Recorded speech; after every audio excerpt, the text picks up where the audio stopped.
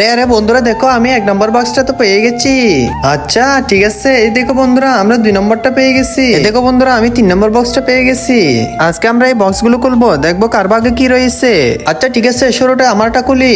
Ready 1 2 3। আরে এই কি, আমি তো এখানে ভিতরে একটা কেক পেয়ে গেলাম। আরে বাহ, এই কেকটি তো আমি অনেক মজা করে খাবো। আরে বাবা, এই কেকের ভিতরে তো আমি সিলভার কয়েন পেয়ে গেছি। তো এটি বিক্রি করে আমি অনেক টাকার মালিক হয়ে যাব।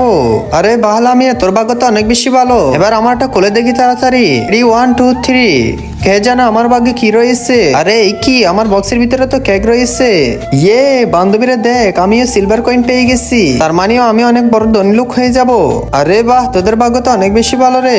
এবার তাড়াতাড়ি আমারটা খুলে দেখি। আমার মনে হয় আমার ভাগ্য অনেক কিছু থাকবে। তার আগে বন্ধুরা, হিন্দুরা বলে নাকি তারা শ্রেষ্ঠ। আজকে দেখবো আল্লাহর এই ছবির জন্য কয়েকজন ভিডিওতে লাইক সাবস্ক্রাইব করে। তুমি যদি লাইক সাবস্ক্রাইব না করো তাহলে হিন্দুরা জিতে যাবে। তাই লাইক সাবস্ক্রাইব করে কমেন্টে তোমার সুন্দর নামটি লিখে যাও, ইনশাল্লাহ মুসলিমরা জিতে যাবে। আরে এই তো আমার এখানে তো কেক রয়েছে, তাড়াতাড়ি বের করি। এবার চেক করে দেখি তো এখানে কোনো সিলভার কয়েন রয়েছে কিনা। হা হা হা, গরিব বন্ধুরা, আমি তো সিলভার কয়েন পেলাম না। আমার জন্য লাইক করো।